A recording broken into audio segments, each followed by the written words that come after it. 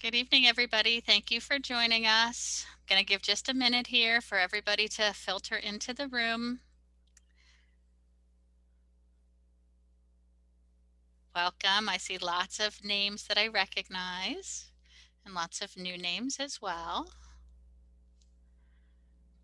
Just going to wait another minute or so and let everybody get into the room for our webinar tonight.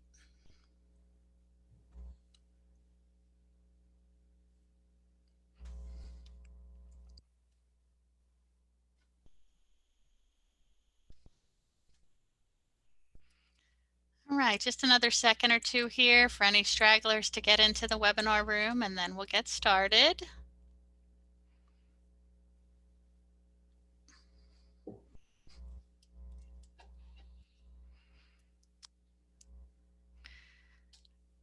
couple more people coming in. While we're waiting, I will let everybody know we are recording the webinar tonight, so if you miss anything, you will be able to view it again. We'll be taking questions at the end. See a few more people coming in.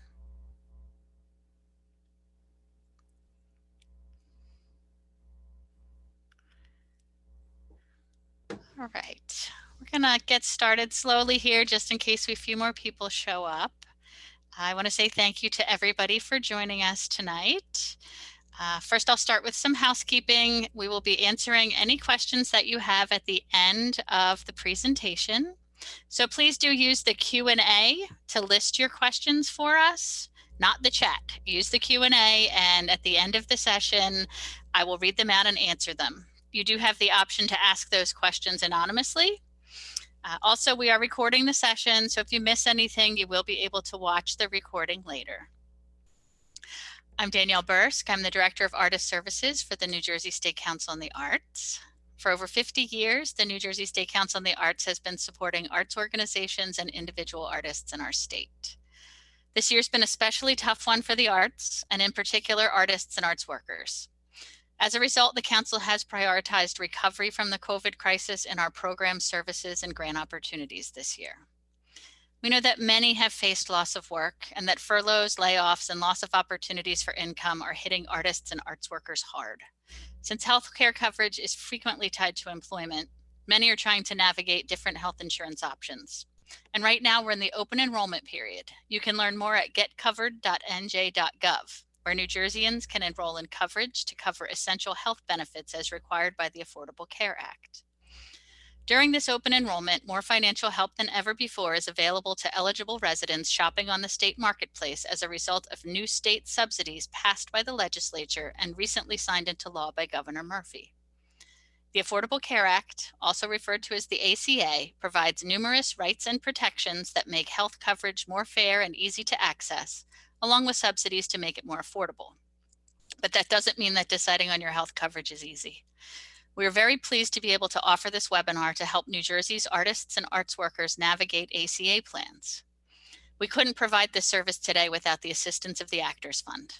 On behalf of the Council, I want to give a special thank you to Joe Benincasa, the President and CEO of the Actors Fund, who worked with leadership from the Arts Council and major New Jersey arts organizations to connect us with the expertise we're able to share with you all today.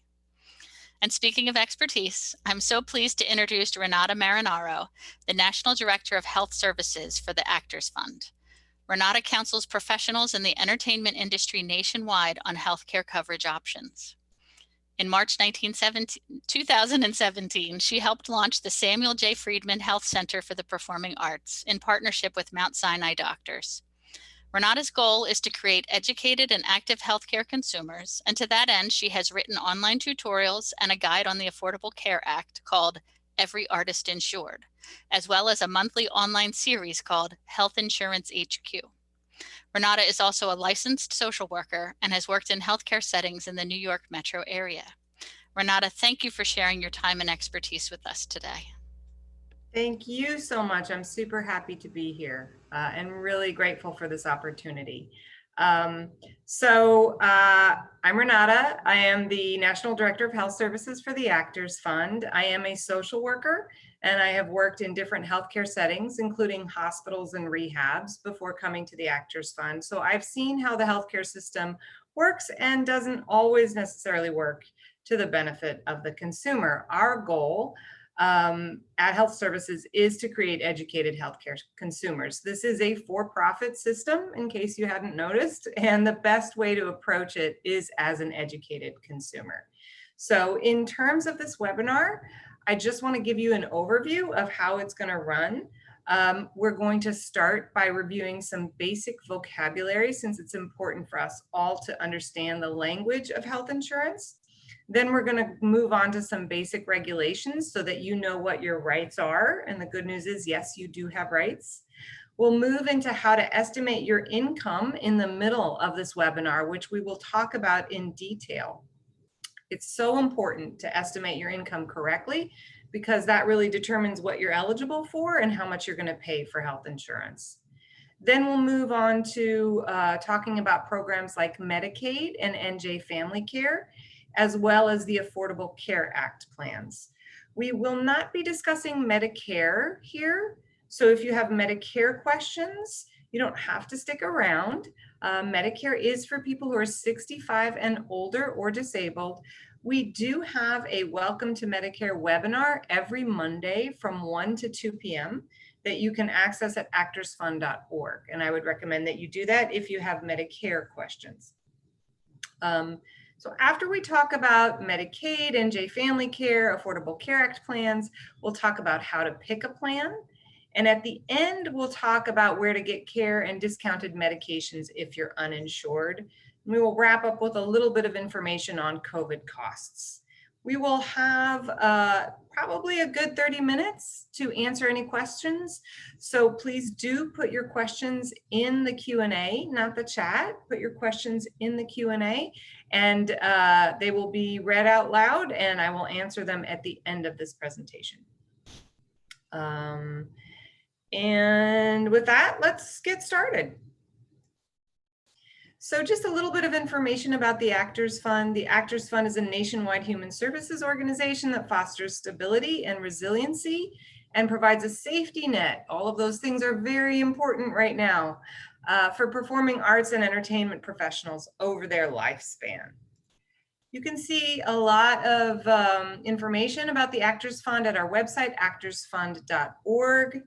You can also see all of our webinars that are available free of cost at actorsfund.org/workshops. That's actorsfund.org/workshops. That's our monthly workshop calendar. We have 4 main service areas: social services and financial assistance. We do still have financial assistance for those affected by COVID. You can access information on eligibility and guidelines at actorsfund.org. We also provide support services, so support groups, including mindfulness-based groups, really all kinds of different support groups online. Of course, right now, all of our services are available either online or over the phone. We are not in the office at this time. The Career Center helps people find meaningful sideline work. They have a great selection of webinars that they do every week, including how to create your own fabulous LinkedIn profile, how to search for a job during a pandemic, etc. Health and health insurance is my department. We help people understand their insurance, enroll in it, and we also provide direct primary and specialty care at our health center in Times Square, and I'll talk about that a little bit at the end. And then housing develops affordable housing in this area, and they also have great webinars on how to access affordable housing. So please check out actorsfund.org. It's really a great organization with a ton of information and services free of charge for everybody in performing arts and entertainment. So like I said, we're going to talk about vocabulary first because it's important that we're all on the same page about this crazy insurance language. Most people know what a premium is. It's subscription to your insurance, essentially. So you pay a monthly fee or sometimes quarterly just to have your health insurance. Other countries do this differently. They take it out of your taxes, but here we pay a monthly fee for our health insurance. A deductible is what you pay up front before your coverage kicks in. So for example, if you have a $500 deductible and you want to go see a dermatologist, and that dermatologist charges $250 full cost for an office visit, you're paying that $250 out of your own pocket. And then if the dermatologist says, you know what, we need to do some lab work, you're paying whatever the full cost is of the lab work. Let's say it's $150. And then if after the lab work, the derm says, you know what, I want you to go pick up this fancy cream at the pharmacy, and you go to the pharmacy and they say, this is $100. You pay the $100. You've now spent $500 out of your own pocket for medical expenses. You have met your deductible or satisfied your deductible. It's this hungry little monster that you have to satisfy before you get anything out of the insurance company. Once you've met your deductible, you won't pay full cost when you go back. So if you go back for that follow-up visit with the dermatologist, you're not paying the full cost anymore. You're paying a copay or co-insurance, okay? A copay is a flat fee. A lot of people are familiar with this because it might be listed on your insurance card. It might say PCP, $25. That means you have a copay of $25 to see your primary care physician. Or it might say specialist, $40. Same thing. So a copay is a flat fee. You actually have no idea how much that provider is charging your insurance company when you show up. You only know that you're paying this flat rate. Copays are almost always a better deal than co-insurance. Co-insurance is a percentage of the bill. And when you have co-insurance, you're never really sure how much you're going to spend on something, because generally we don't, unfortunately, know what the cost is going to be when we walk into the doctor's office, right? Like, you don't really know how much the doctor is charging your insurance when you walk into the doctor's office. So if you have co-insurance, you're paying a percentage of the bill. Let's say that you have 20% co-insurance on that dermatology visit that we were talking about earlier. If it's 20% of $250, that's $50. So you would be paying $50 for that dermatology visit, right? So co-insurance accurately reflects the cost of the medical care, and it's usually pretty crazy expensive. So copays are generally a better deal than co-insurance. Most plans have both. So a lot of health insurance plans will have both copays and co-insurance, not for the same service, but for different services. So you might have a copay to see your primary care physician, but let's say co-insurance when you're hospitalized. The out-of-pocket maximum is the most that you're going to spend in a year on any kind of medical expenses if you're insured. And that out-of-pocket maximum for 2021 is $8,550. So this is federally mandated, okay? If you're insured, your out-of-pocket maximum is $8,550 or less. What that means is you're not going to spend more than that in 1 year on medical expenses, in 1 calendar year, if you're insured. So this is the sum of your deductible, your copays, and your co-insurance. It does not include your premiums. In-network and out-of-network relates to HMOs, EPOs, and PPOs. So HMOs and EPOs are in-network plans. PPOs have out-of-network coverage. What that means is if you have an HMO or an EPO, you have to go to doctors that are in-network with that plan. In other words, your insurance company has contracted with a list of doctors. You get that list of doctors and you go to one of those doctors or hospitals or labs and you're covered. If you go to somebody that's not contracted, that's not on that list, and you have an HMO or an EPO, you're not covered. So with HMOs and EPOs, you have to stay in network. You have to go to that list of providers. If you go to somebody that doesn't accept your insurance, is not on that list, you're not covered. A PPO allows you more freedom, so you can go either in network or out of network. So you can go to somebody that's contracted with that insurance company, or you can go to somebody that doesn't accept any insurance. If you go to somebody that doesn't accept any insurance, the insurance company is going to reimburse you a percentage of the bill. In other words, you pay up front, and then the insurance company reimburses you a percentage of what you paid.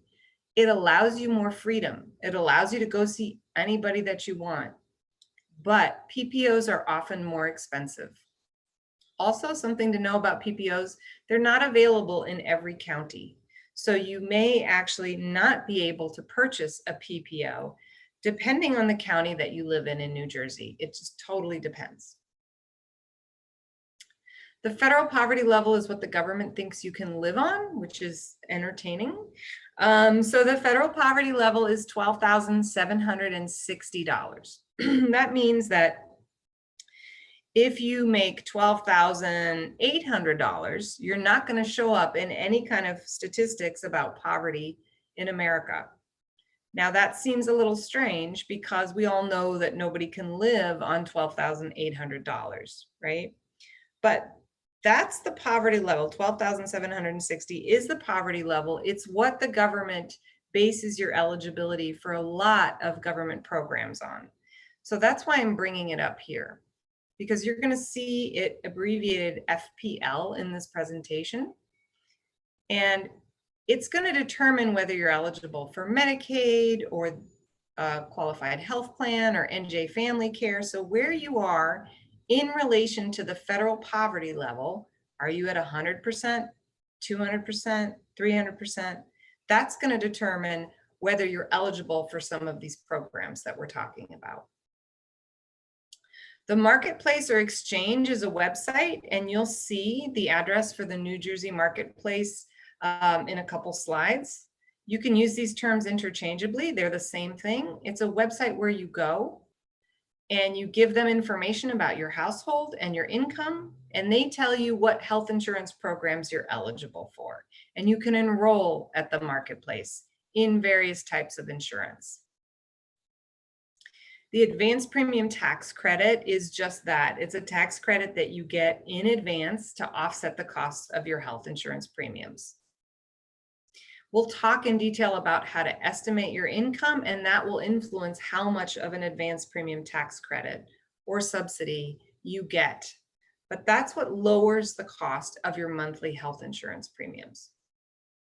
All right, so that is vocabulary. Now let's move on to what your rights are as a consumer.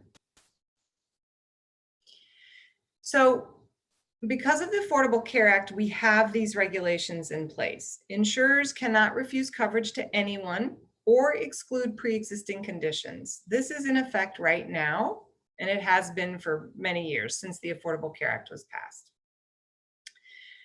Now, the Supreme Court case that they argued just a couple days ago is about the individual mandate. And the individual mandate was basically a mandate that said everybody has to be insured. That came along with the Affordable Care Act. Most states got rid of that, but actually New Jersey reinstated it. So in New Jersey, there is a mandate that you have to be insured. And the penalty for being uninsured in New Jersey is somewhere between $695 and $3,012 per person based on your income. So you really want to be insured, of course, for many reasons, but you do not want to pay that penalty, right? That penalty is assessed on your income tax return. Medicaid eligibility was expanded with the Affordable Care Act to include people with incomes up to 138% of the federal poverty level. So that's approximately $17,609 a year. So what this means is it used to be very difficult to be eligible for Medicaid. And in some states, the states that you see on the screen here, it still is difficult to get Medicaid. You have to either be pregnant or blind or disabled, very, very low income. But in all other states, including New York and New Jersey, as long as you make below 17,609 as a single person, you're eligible for Medicaid, which means you're eligible for free, very comprehensive health insurance.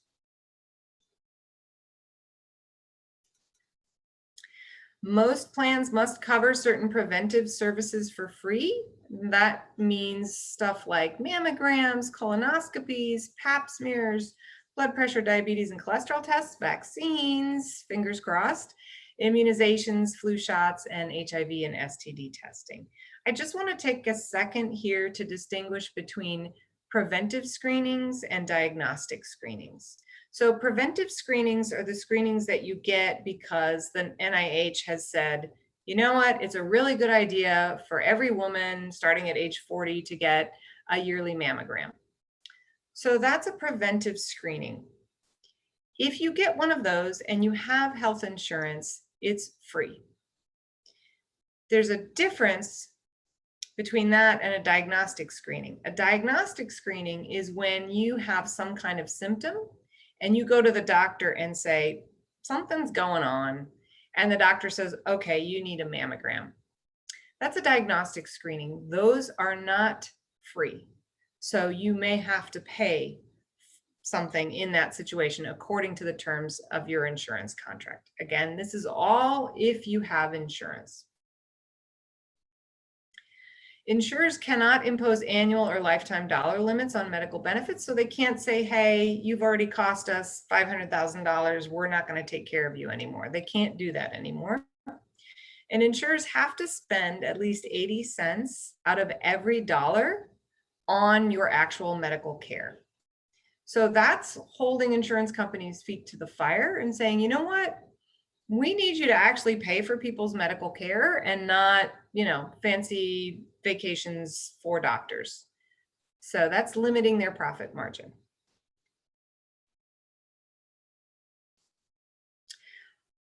Buyer beware on junk insurance. So these plans are not legal in New York or New Jersey, but we do have the internet and we have email and people get bombarded with this stuff all the time. The best way to not get suckered into a junk insurance plan is to go to the marketplace. All of the plans on the marketplace are regulated and you will get a discount based on your income. If you get something via email or you see something online that sounds too good to be true in terms of health insurance, it probably is. There are two types of junk insurance plans that a lot of people unfortunately fall prey to. The first one is a short-term plan. These plans are sold by big insurance companies. You can tell it's a short-term plan because it will either be 3 months long, 6 months long, or 1 day shy of 1 year long. And they do all kinds of crazy stuff. They do not have to follow ACA regulations. So they will say, for example, yes, we cover hospitalization, but only on Tuesdays and Wednesdays. Except you don't see the Tuesdays and Wednesdays part.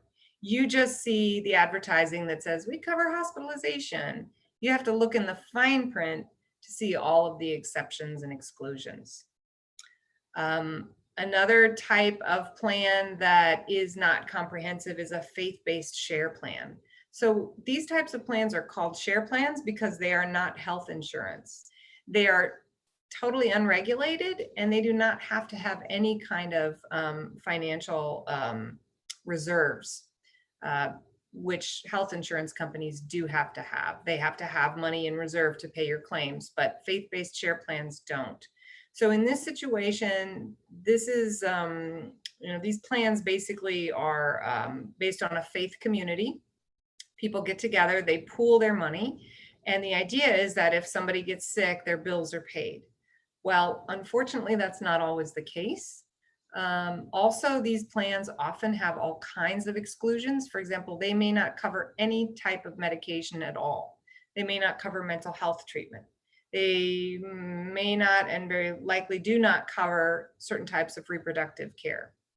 I generally say that they may pray for you, but they may not pay for you. So please be very careful with these plans. We are always happy to review anything that you find. Don't jump into it before we get to take a look at it. So please email us at aherc@actorsfund.org.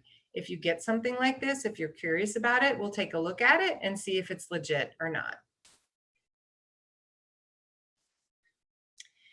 So when can you enroll? Well, open enrollment is now, and New Jersey just changed their open enrollment period. So New Jersey just doubled it. It's from November 1st to January 31st of every year, which is awesome. It used to be from November 1 to December 15th. So anytime between November 1st and January 31st, you can enroll in coverage, you can renew your coverage, you can make changes. This is the time of year when you should be thinking about your health insurance. There is also something called a special enrollment period. You have 60 days from the date of certain events, life events, to enroll in coverage outside of open enrollment.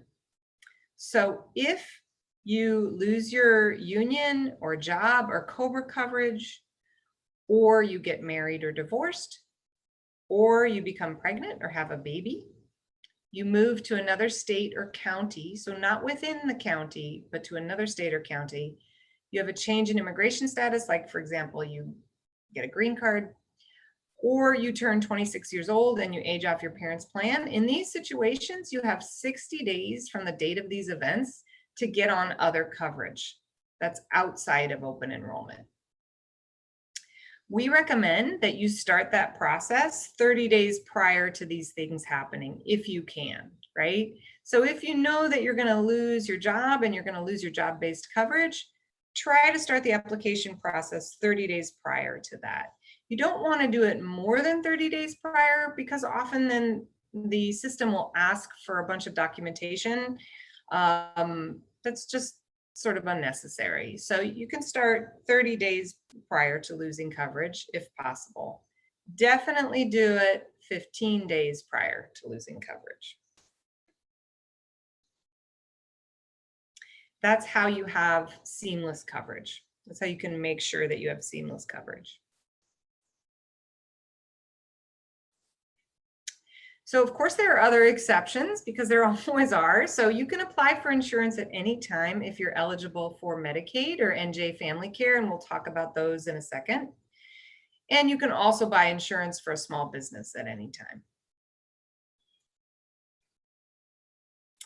So most of you are here because you're going through some kind of health insurance change, and you probably feel like you don't really know what the options are out there, and maybe somebody's telling you to go with this broker or somebody's telling you about this plan and you really don't know, and you'd like to have some kind of idea of a sort of broad overview of what's out there. This is what's out there. You can either get COBRA if you're losing your insurance through a job or union.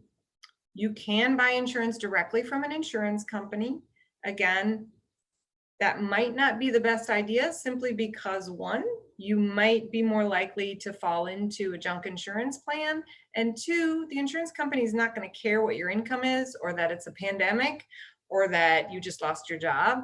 They're going to want the same exact premium every month. Whereas if you apply through the marketplace or exchange, your income can be fluid. You can go into the your marketplace account, change your income, and when you do that, your subsidies will change as well, and your eligibility for different programs will change. So that's the really great thing about the marketplace, is the plans are heavily regulated, and your income, what you pay is totally dependent on your income. You may also be eligible for a program like Medicaid or NJ Family Care. All right, so let's talk about COBRA. So COBRA is a law that lets you keep your employer or union-based coverage for 18 months and sometimes longer. Usually you have 60 days from the loss of your job coverage or union coverage to choose COBRA. However, we are in a national emergency right now. This has been declared a national emergency. And actually this time period has been waived. So you can actually elect COBRA at any time. Most people don't know this. Most employers don't know this. Many unions don't know this, but this is actually the case. This is something that was in all of the COVID legislation that was passed in March and April, and it just kind of got lost in the shuffle. But this is actually the case. However, here's the drawback to it. Let's say that you were eligible for COBRA 5 months ago. You can get on COBRA now, but you're going to have to back pay those 5 months. and that's going to end up being pretty expensive because COBRA is pretty expensive usually, right? You have to pay the full price of your insurance. So when you had it through the union or your job, you were paying a small portion of the price, and now you have to pay the full price. So you would have to back pay all those months that you were not on COBRA. If you're interested in COBRA, you should contact your job or your union's HR or pension and health department. They can help you get on COBRA. COBRA can make sense in certain situations. However, if you're eligible for COBRA, I would really encourage you to take a look at your marketplace options as well. You may find something that works better for you. COBRA is often a good idea if you're currently going through expensive treatment, for example, and you want to make sure that you can keep all of your doctors and you know that your treatment costs will be higher than your monthly COBRA premiums. We are always happy to take a look at your situation and help you figure out what makes the most sense for you.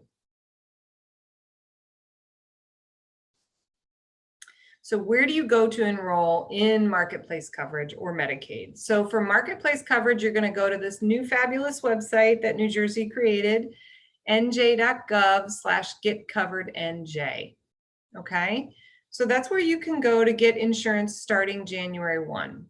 You may be eligible for a special enrollment period for December. If that's the case, if you're losing your insurance at the end of this month and you need insurance for December, you still need to go to the old site, healthcare.gov.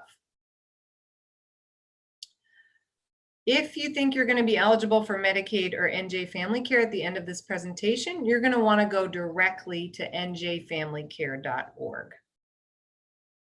Now, the Actors Fund has a team of navigators that can help you enroll. Because we're pretty busy right now, we're not answering the phones, but do not freak out. You can access our assistance by going to actorsfund.org/AHIRC. That's actorsfund.org/AHIRC.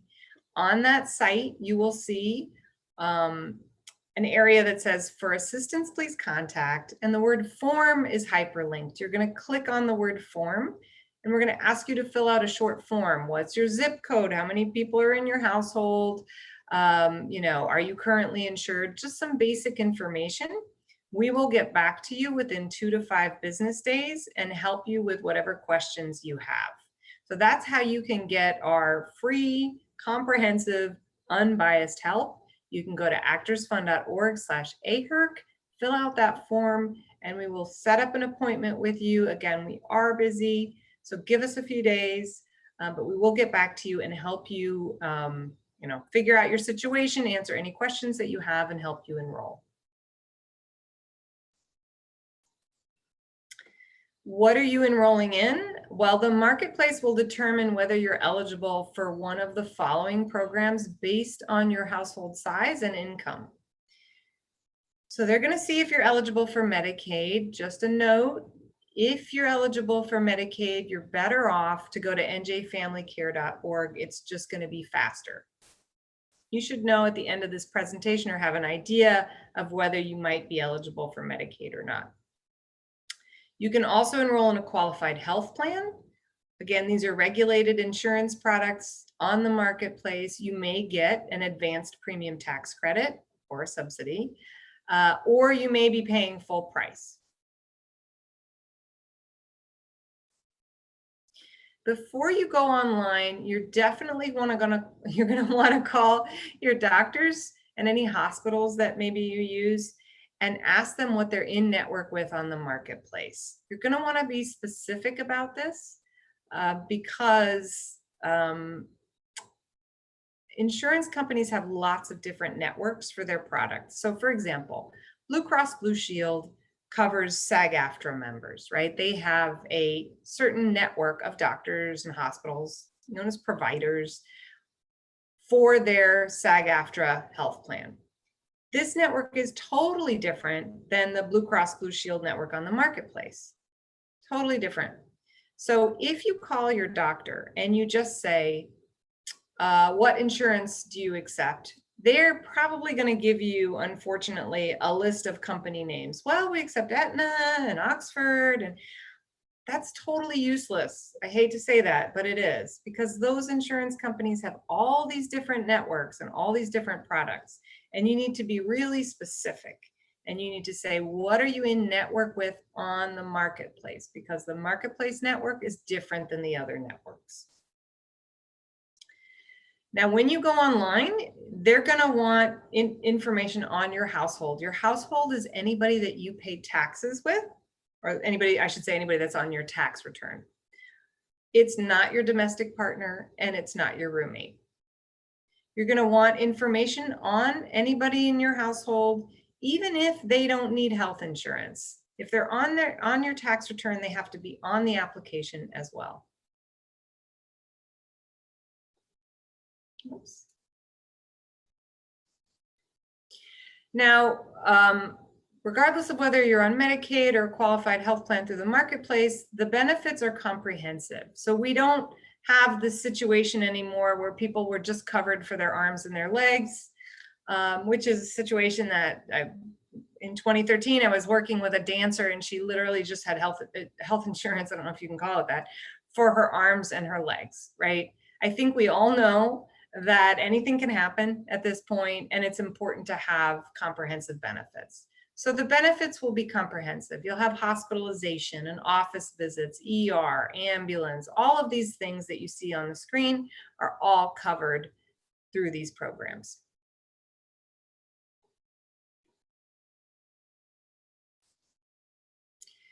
Now we're going to go into the income section, and this is an important section, and I know you guys have a lot of questions on this.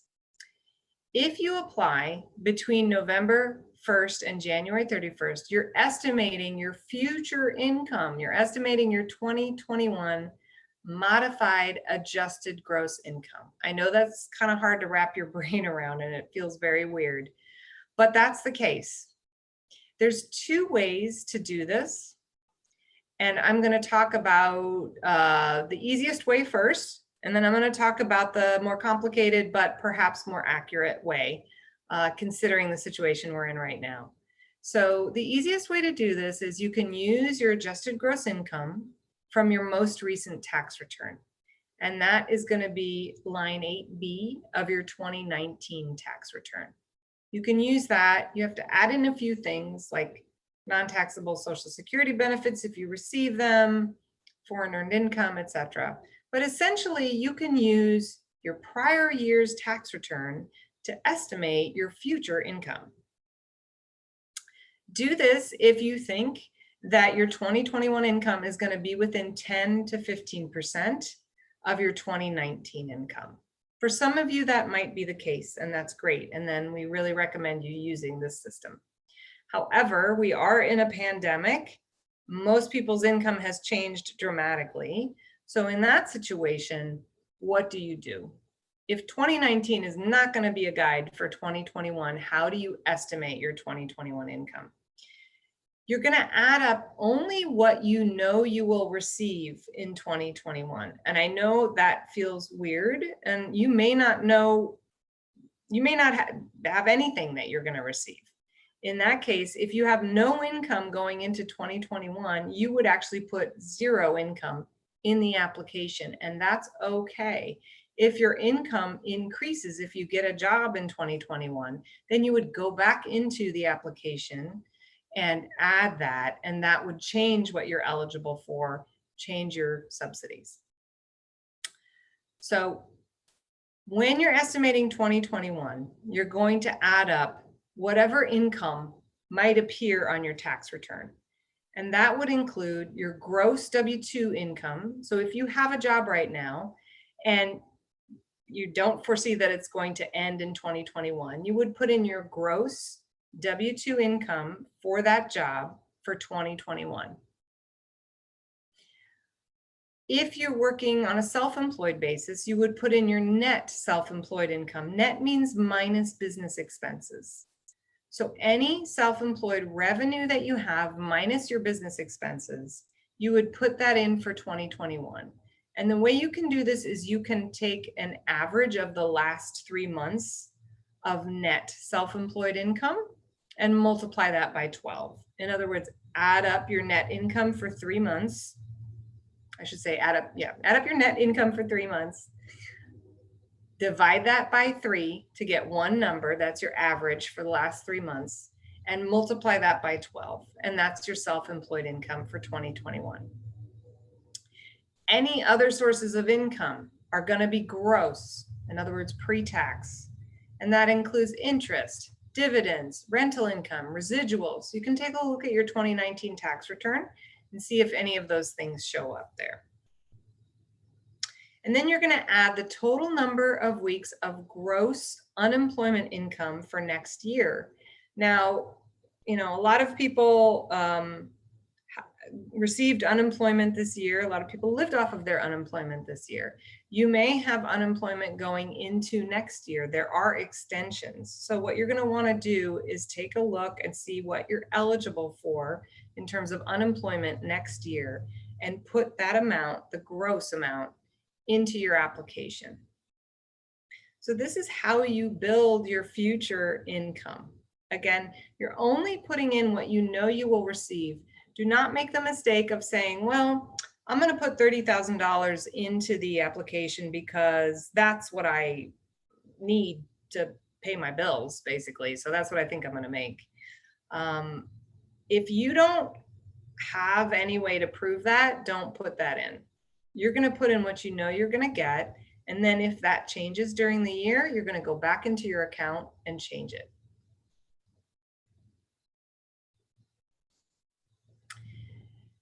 In terms of pandemic stimulus payments, don't put any of those in. We don't know if there will be a stimulus for 2021. We certainly hope there will be. But right now, we don't know. So you're not going to put in $600 a week or $300 a week. None of that goes into your application. You can also exclude cash gifts up to $15,000 from your income estimate. So if you have a generous auntie that's helping you with rent or whatever, congratulations, that's awesome. You don't have to put any cash gifts up to $15,000 in your income estimate.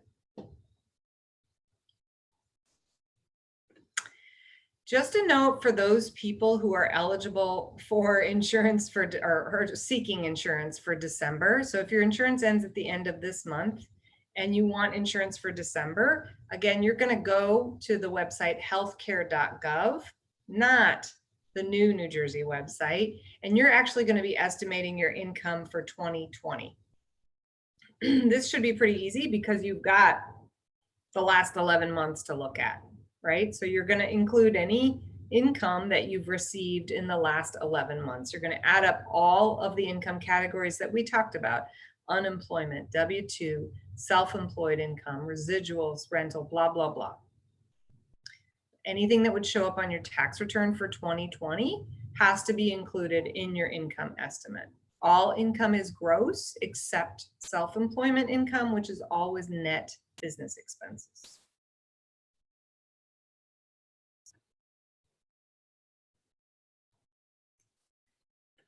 All right, so let's talk about some of these programs, right? What are these programs?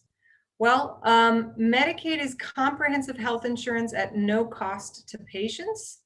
There are no premiums and no deductibles, and the copays are tiny for drugs. I mean, literally like $1 and $3. It covers you for 12 months. And if your income increases, you may be able to stay on it. It's a really incredible program. If your annual income is below $17,609 for one person or $23,792 for two people, you're going to be eligible for Medicaid. However, what's unique about Medicaid is that you can also be eligible based on your current month's income. Medicaid is the only program that does this. So for those of you who maybe made $20,000 so far this year, so technically you'd be over the Medicaid annual income limit, but in this month, November, your income is going to be below that, below the monthly Medicaid limit, which for one person is $1,468. You can apply this month for Medicaid because you're below the monthly Medicaid income limit, and you will be eligible for Medicaid. This is really an amazing thing. Now, if your income goes above the monthly or annual Medicaid income limit, you go into the system and you let them know that your income has gone up. Most times, not always, but most times, you'll basically get a letter saying, thanks for letting us know, but you're going to stay on Medicaid anyway, which is great. It's a little bit, it's easier for them to kind of keep you on it than taking you off, putting you back on, and then all of the billing hassles and the craziness that happens if you have hospital bills in that situation. So there's a good chance that if your income increases and you let the marketplace know, you're still going to be able to stay on Medicaid. Just a note that in New Jersey, if you're an immigrant, you must have your legal permanent resident status in the US for at least 5 years in order to be eligible for Medicaid.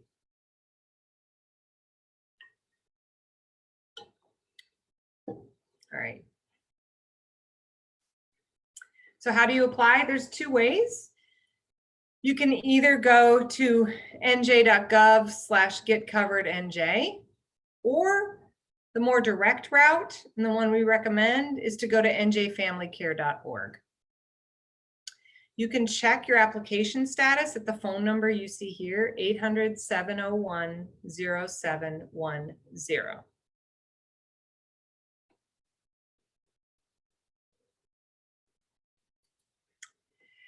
It generally takes 30 to 45 days to be approved through NJ Family Care, so please know that. It can take a while to get on Medicaid. Once you're approved, you begin on Medicaid retroactive to the first of the month in which you applied. And then you pick a Medicaid HMO network. So when you go to get your health services, you would be using participating providers in that network. The common Medicaid HMOs in New Jersey are run by Aetna, Amerigroup, Horizon Blue Cross Blue Shield, and WellCare. So it's going to look very similar to any other type of insurance. You're going to have a card that has the name Aetna or the WellCare or whatever on it, and you're going to show that card when you go to your doctor. Again, you have to go in network. Medicaid is in network only. That also means that Medicaid is New Jersey specific. So if you're in New Jersey, you can't go see New York doctors with your New Jersey Medicaid, and the reverse is true as well. Medicaid is kind of unfairly maligned. It's incredibly comprehensive. The tricky thing is finding doctors that take Medicaid. My advice is to know the way the system is set up. So doctors in private practice, they don't have to accept anything. They can do whatever they want. A lot of doctors want admitting privileges to hospitals. And in order to have admitting privileges to a hospital, you have to work at the hospital, maybe 1 day a week or 1 day a month, whatever. When the doctor is working in the hospital pressures the doctor to accept whatever the hospital accepts. And all hospitals have to accept Medicaid. So it's kind of easier to find a doctor. You have sort of a broader selection of doctors if you make an appointment with the doctor when they're in their hospital practice as opposed to their private practice. And a lot of people don't think about that because they don't think about the hospital as being a place where you can get outpatient care, but it definitely is. It's not just a place where you spend the night. It is definitely, a place where you can get all kinds of outpatient services. So think about that when you're looking for a doctor that accepts Medicaid.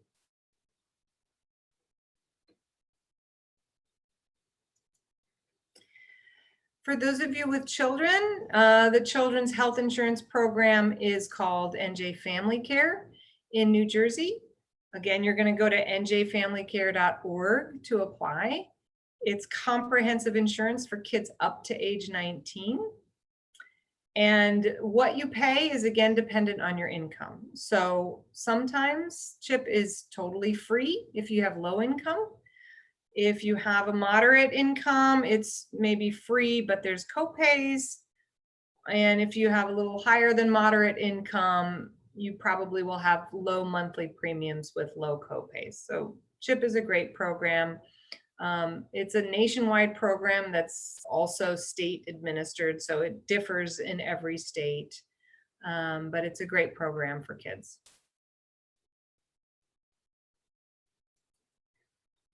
If you don't qualify for Medicaid or NJ Family Care, you're going to be eligible for coverage on the marketplace. You can buy a qualified health plan. Anybody can buy a qualified health plan. I can't tell you how much it's going to cost because that totally depends on what your income is, what county you live in, how many people are in your household, what level of coverage you want, and what insurance company you go with. But I can tell you that you're going to be eligible for a subsidy that lowers the cost of your premiums if your income is below $51,000 for one person or $69,000 for two people.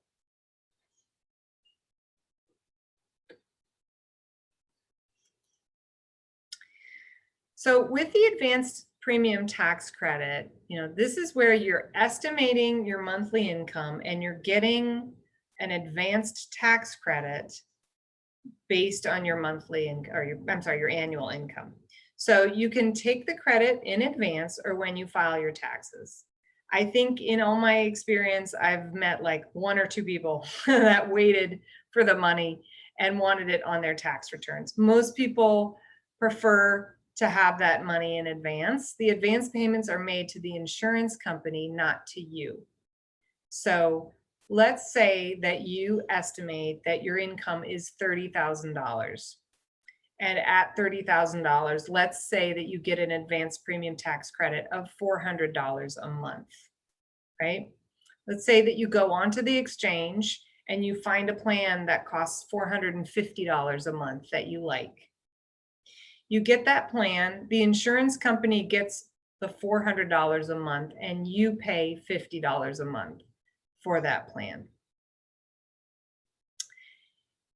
If you don't estimate your income correctly, it's okay.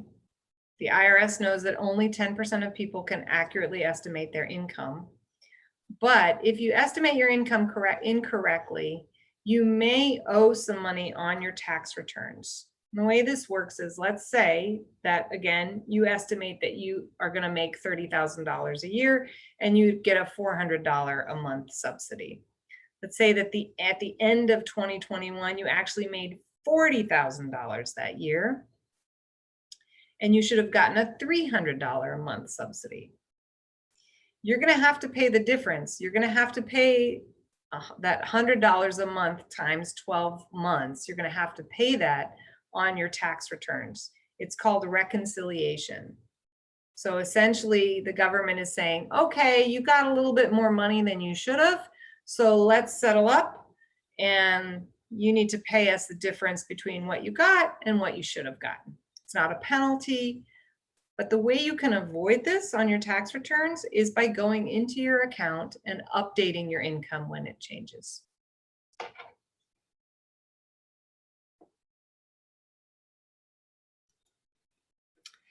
New Jersey has done a most awesome thing and started its own little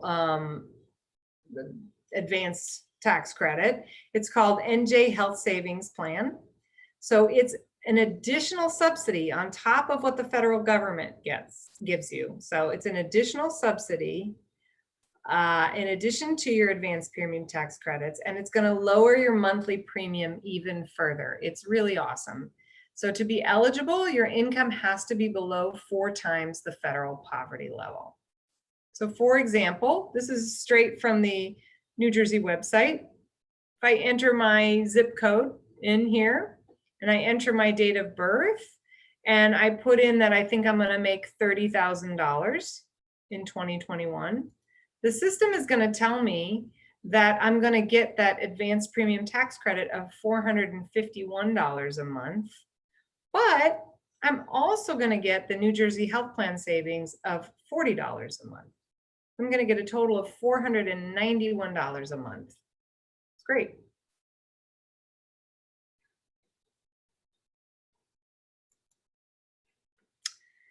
What are the different levels of coverage that I've mentioned? So the plans are broken down into platinum, gold, silver, and bronze. Some counties do not have platinum plans. They only have gold, silver, and bronze. Platinum is the highest level of coverage. It costs the most every month, but it's the least expensive when you get care. You're going to want a platinum level plan if you use a lot of healthcare services or they're very expensive. For example, let's say you're on very expensive medication that costs $3,000 a month. You're going to want a platinum level plan. Gold is a step down, so it's a little less expensive. Every month it costs a little bit more when you go see the doctor. But at the platinum and gold level, you're probably a consumer that's making pretty frequent use of the healthcare system, right? It makes more sense for you to have a higher level of coverage because maybe you are getting ready to have a baby, or maybe you need surgery, or maybe you need very expensive lab work every 3 months or something like that. So if you make more frequent use of the healthcare system, or that those services are very expensive, then you're going to want a platinum or gold plan. The other end of the spectrum is the bronze. I'm going to skip over silver for a second. Bronze is when you don't believe in Western medicine and you never go see the doctor and you just want something in case of an emergency. You want that out-of-pocket maximum, right? That $8,550 out-of-pocket maximum, which caps how much money you're going to spend on medical care in a year. So that's the bronze plan. It's not going to feel a whole lot like insurance, but if something awful happens, it's going to make sure that you don't go bankrupt. Silver is the level at which you can get often some pretty good deals. So silver is kind of in between, you don't have really high medical expenses, but maybe you do go see a specialist twice a year. And maybe you are on some medication that you would prefer to not pay full cost for. That's the silver level of coverage. You can get some pretty good deals at that level.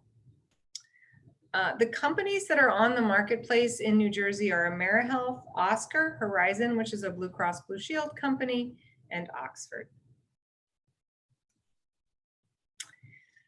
Like I said, in picking a plan, you're going to want to, In picking a plan, you're going to want to think about how you use the healthcare system.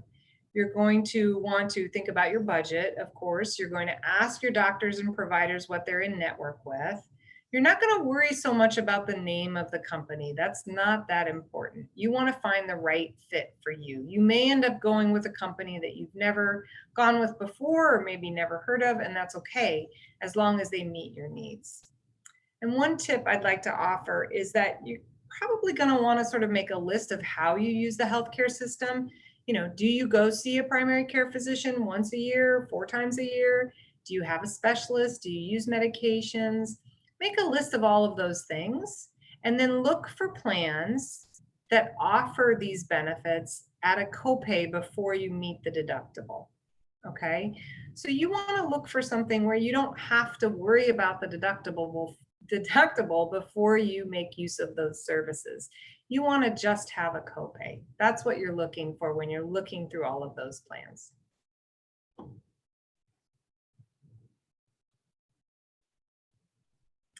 Got a couple more screens and then we're done.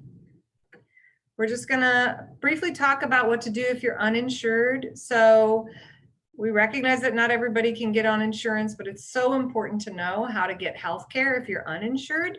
If you need hospital services at discounted rates, you can go to essentialhospitals.org and click on the members tab. And that's where you can find all of the hospitals that will see you on a sliding scale if you're uninsured. In other words, they'll give you a break based on your income if you're uninsured. Never, ever pay full price for drugs, ever. You can get help paying for prescription drugs through the pharmaceutical companies. So pharmaceutical companies make their medications available for free to people who are uninsured and have low incomes. You can find all of these assistance programs at needymeds.org. It's a really great website.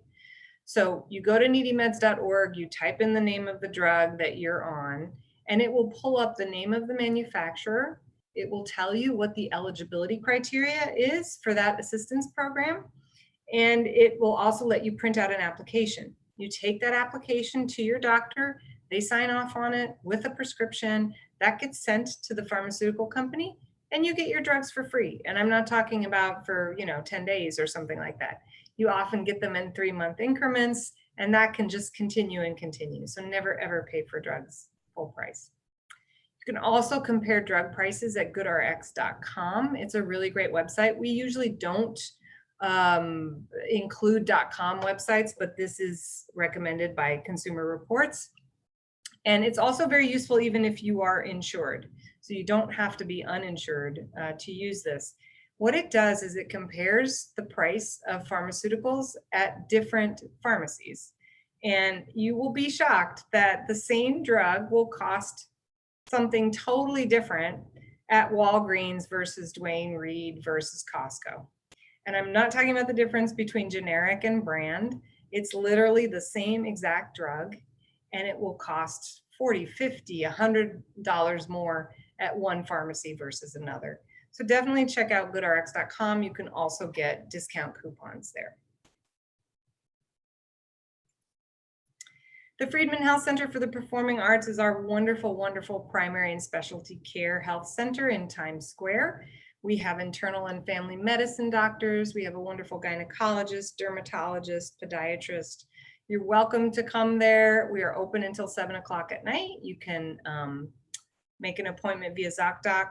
We accept a lot of different types of insurance. You can make an appointment at this phone number here. If you're uninsured, you can come to our health center as long as you can show that your income is above roughly $25,000 a year and you've made at least $3,000 in the industry, in arts and entertainment industry, in each of 3 out of the last 5 years. So this is a program that's sponsored by Broadway Cares Equity Fights AIDS. The lab work is donated by BioReference. We're very grateful for this wonderful program that allows people who are uninsured to come to our health center at $40 for an office visit, including any kind of lab work. So you can apply for this program by calling the health center at 212-930-7300. And finally, this is our last slide in terms of COVID-19, what's covered.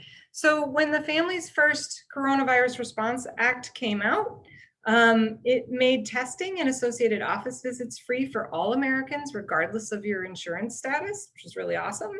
But then the CDC recently issued some guidelines that were a little confusing.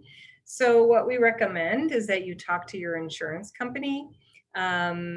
Insurance companies still are covering COVID-19 testing for anybody that has symptoms or was in contact with somebody that has COVID-19.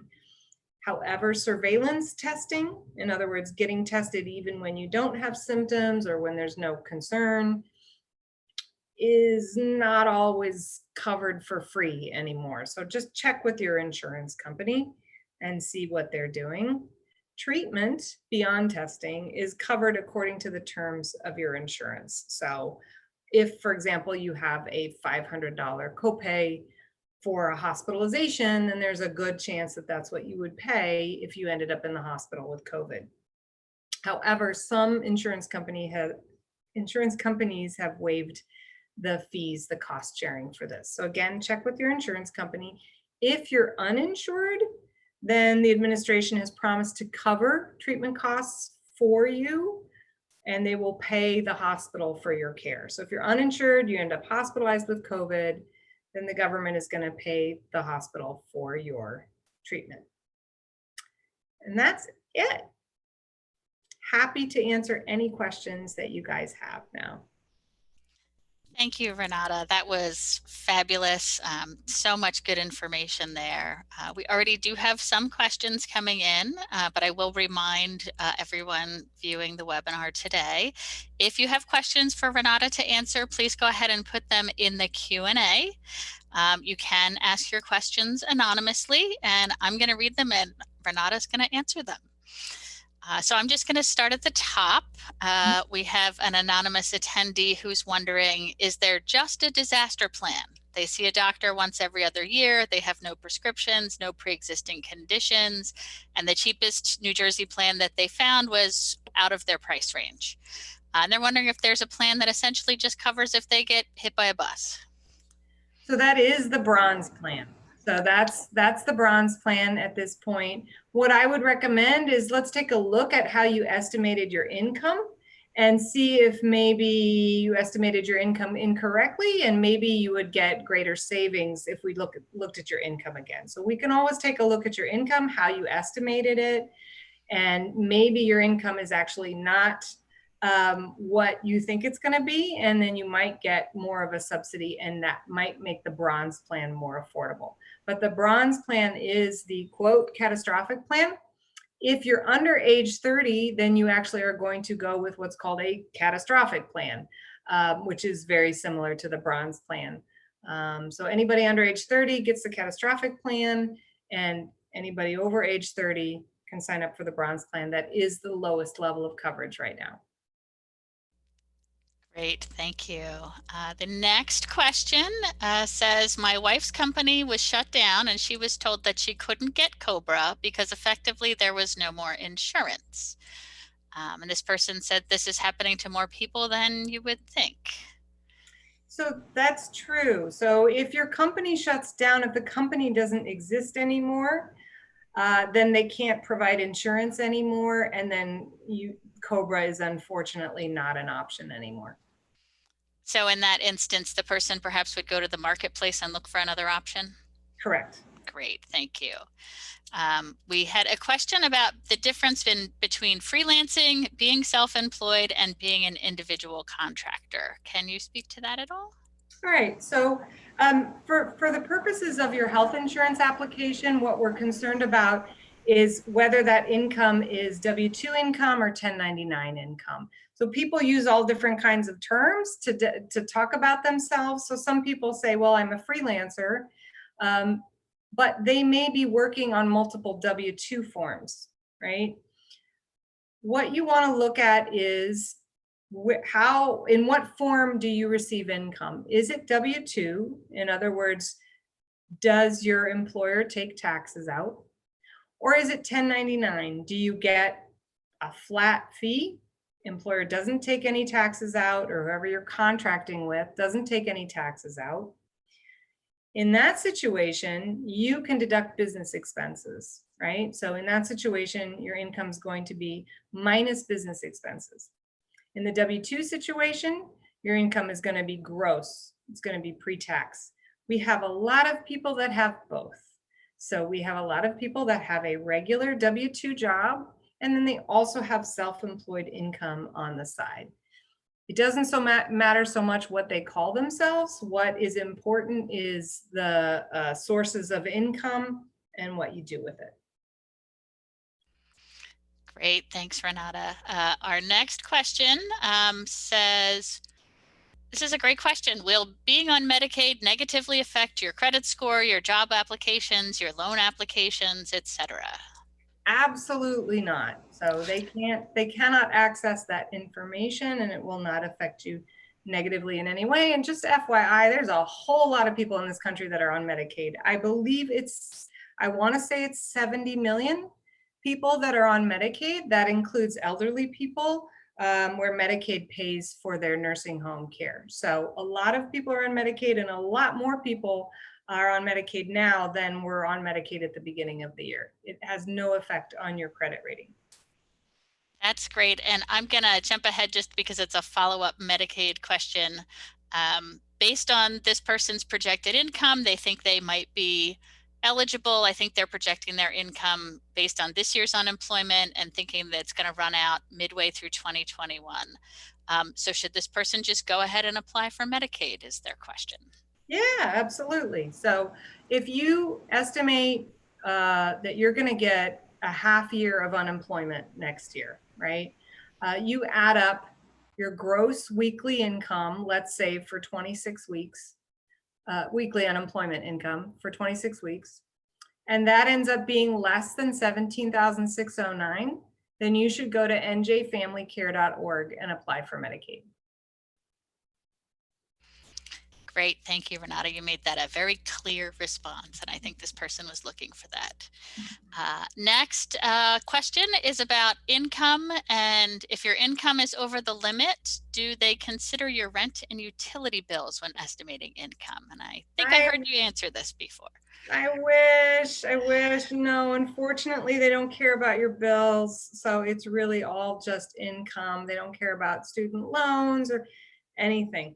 It's just income. I just want to make one clarification though.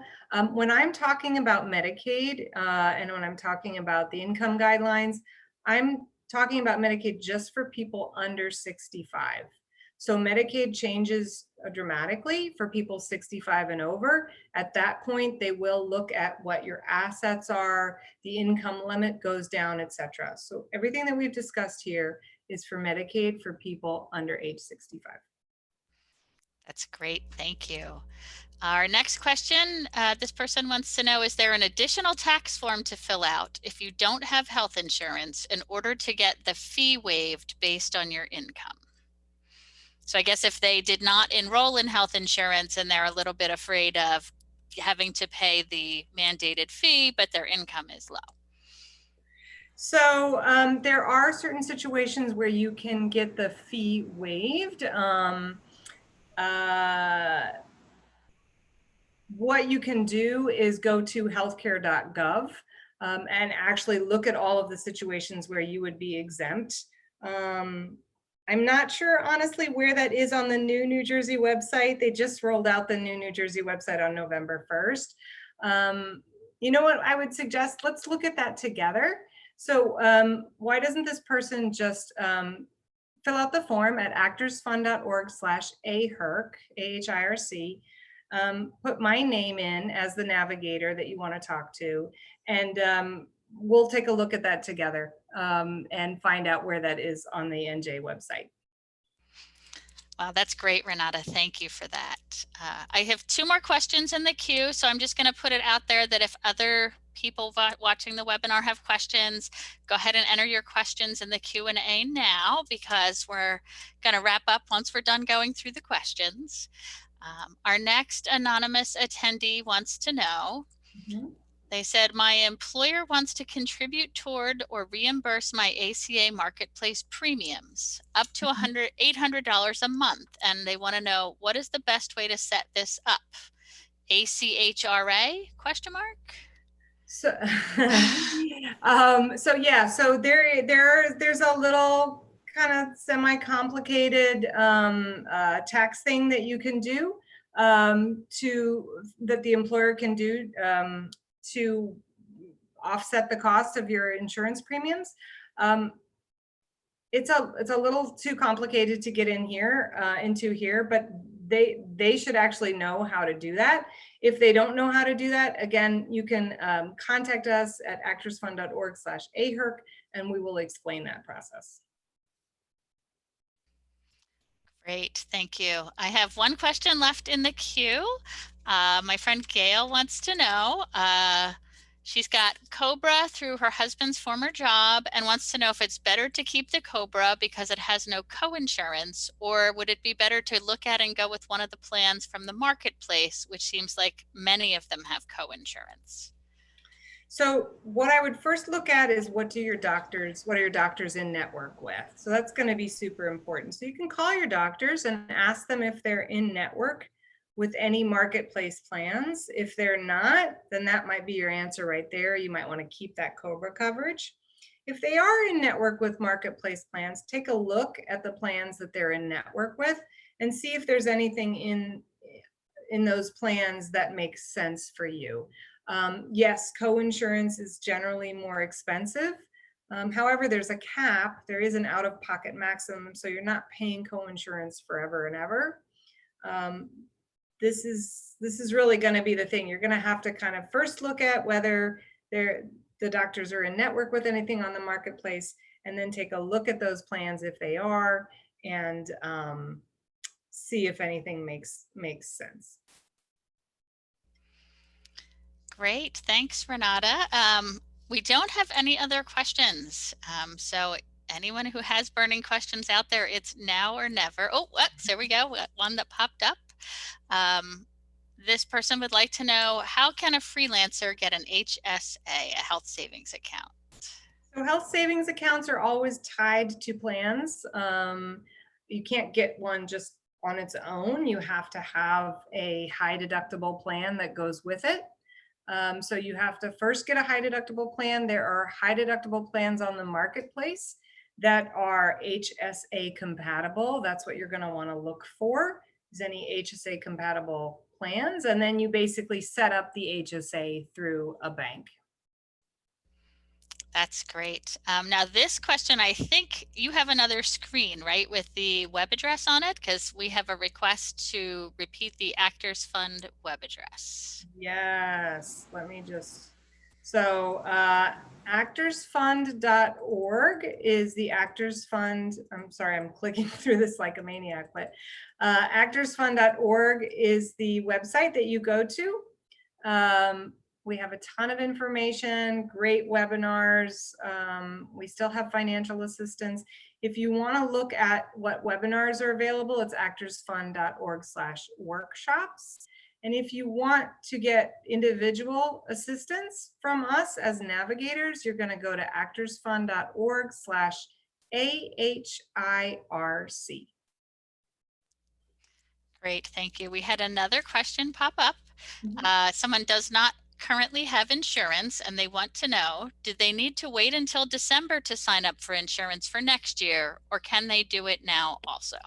You can do it right now. So you can go to nj.gov/getcoverednj and sign up. Your insurance will not start until January 1st, but you can sign up now. That's great. I see no other questions, so this is the final call for attendees on the webinar. If you've got burning questions, well, we have a thank you, so we'll take that. Thank you. Um, I see more thank yous coming in. I will, again, Renata, give you my huge thanks. This was so informative and so helpful. And you can tell by the volume of questions that we saw coming in. This was definitely a really, really needed presentation for New Jersey artists and arts workers. So thank you for sharing your expertise with us. Oh, here's a question that actually just came in the chat. Someone wants to know, is this only for actors? So I think they maybe are talking about the Actors Fund programs. So sorry for that misnomer. It is not just for actors, it's for everybody in performing arts and entertainment. Great, thank you. So do you have any final words of advice for the group? I would just say, please feel free to contact us directly for any kind of individual consultations. It's so important to have some kind of coverage. I think we can all see what happens. Crazy stuff can happen at any time. You never know. So please do consider getting coverage. Please feel free to ask for our help. We can help you find the best deal. If you remain uninsured, please be aware of how to get healthcare services at a sliding scale or discounted rate. And also consider advocating for changes to the system. New Jersey has done some really great things this year in terms of healthcare, like extending the time that you can enroll, adding additional tax credits. It's great what they've done. So remember that insurance is very state-based, and you can advocate with your governor and with your state elected officials for change. Make use of that. Great, thank you. And we actually had another 2 questions pop up Sure. since we have another couple minutes. One was just about the Actors Fund, any services they might provide for visual artists. So yeah, the Actors Fund was never originally designed for visual artists. However, I can tell you that my department was designed originally with visual artists as well as performing artists in mind. So you can always make use of any of the services through the health services program. But unfortunately, in terms of financial assistance, the Actors Fund does not provide that for visual artists. That's great. I'm so glad they asked that question to, get the information that they can still call you to if they're visual artists. And there was a request for a phone number, and I don't know if they want yours or mine. Do you want to again share the website where someone could submit a request for services to you, and then I will share my phone number? Yeah, so I know that this link is a little weird, but it's actorsfund.org/AHIRC. So that's where you go and you'll see in the please for assistance, please contact us section, you'll see the word form. It's hyperlinked, and that's where you're going to fill out the form and we can then help you. I apologize that we are not answering the phones right now, but it's a very busy time. And when you fill out that form, it just makes everything much, much quicker, and we will get back to you very quickly.